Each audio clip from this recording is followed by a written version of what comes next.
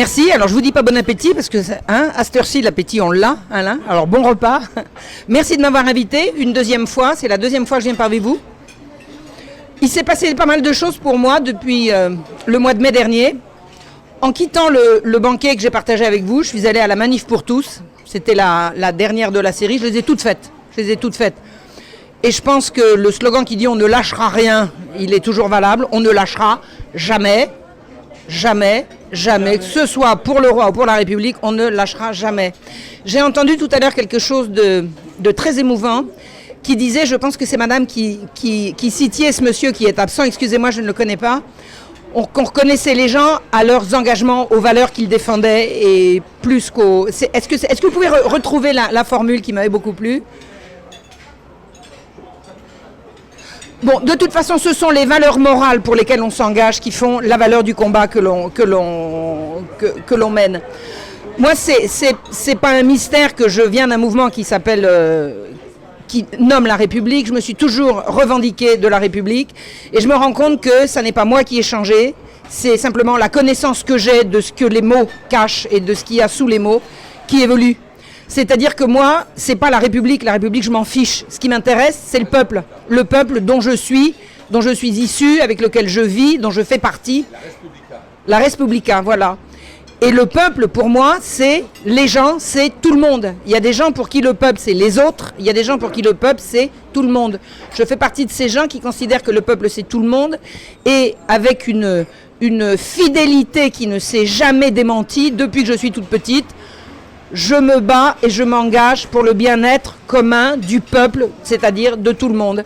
Et si j'évolue dans mes engagements politiques, bon, je crois que je vous ai dit la dernière fois que j'ai fait un passage un peu crétin, mais enrichissant quand même chez les trotskistes. J'ai tout fait à peu près.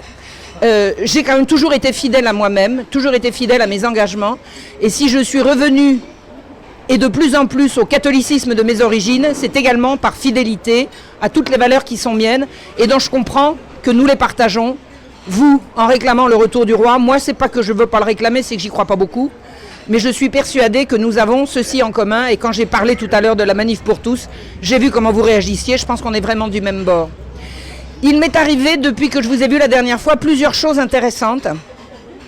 La première, c'est que j'ai fait j'ai participé à une conférence à 3 voix à Bordeaux avec Alain Soral et avec Stéphane Blanchenet. C'est-à-dire que mon nom a été accolé sur une affiche comme étant intervenante sur une conférence qui allait parler de la monarchie. Je ne pense pas avoir déparé dans cette tribune. J'ai raconté ce que le roi Louis XIV faisait pour rétablir la justice du roi pour les petits et pour les humbles après des périodes de troubles comme c'était le cas après la Fronde. Et ça a été pour moi une expérience très intéressante, non pas ce que je disais, parce que ce que je disais je le sais, mais surtout d'entendre l'intervention de Stéphane Blanchenet et d'entendre ce que réclame un mouvement comme l'Action française. Moi, quand j'étais jeune, l'Action française, c'était l'équivalent de fasciste. D'abord parce que fasciste, c'était le fourre-tout dans lequel on mettait tous les gens qu'on ne voulait pas entendre. Mais j'ai été surprise de voir à quel point ce qu'il disait correspond à ce que je défends. Alors, encore une fois, je ne viens pas ici pour défendre le roi, vous faites ça très bien sans moi.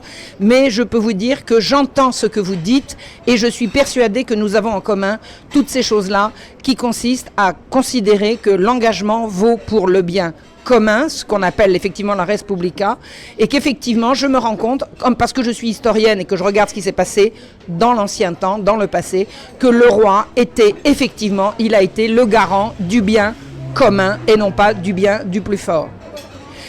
Il m'est arrivé encore autre chose depuis que je vous ai vu, et là ça a été véritablement pour moi un tremblement de terre. C'est que à l'issue d'une conférence que j'avais donnée en Bretagne, j'ai été mobilisée par des Bretons qui m'ont demandé de venir faire connaissance de la Vendée.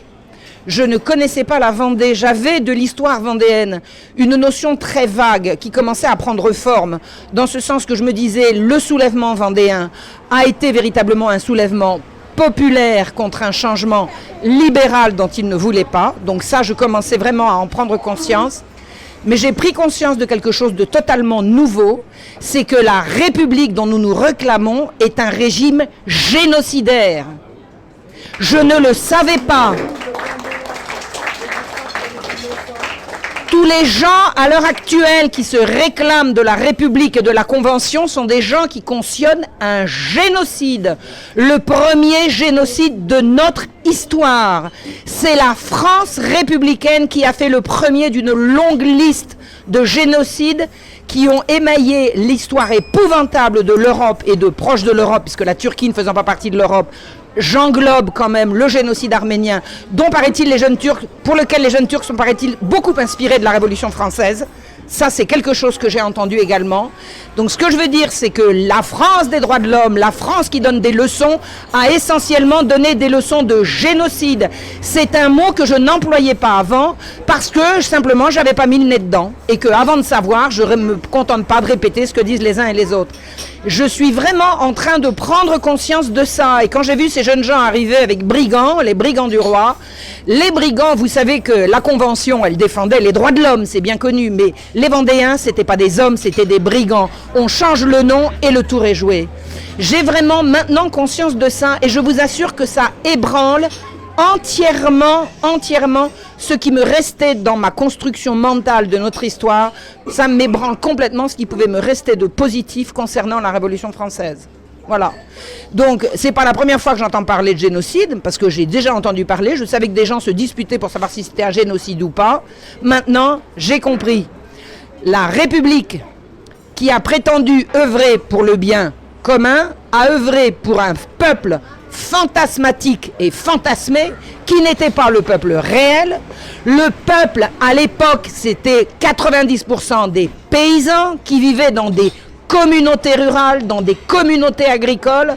On a voulu remplacer ce mode de vie, ce style de vie, qui était d'ailleurs extrêmement agressé par tous les coups de boutoir libéraux de l'époque. Je veux dire, on n'est pas passé d'une situation idyllique à une situation catastrophique. Ça se dégradait déjà depuis de nombreuses années. Ce que je veux dire, c'est que le peuple, à l'époque, la paysannerie, vivait sur des valeurs communautaires, qu'on a voulu remplacer par des valeurs marchandes.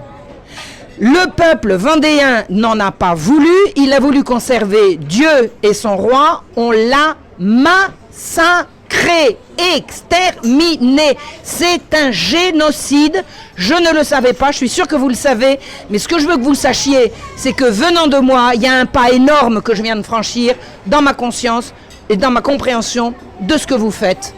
Et je vous remercie. Voilà.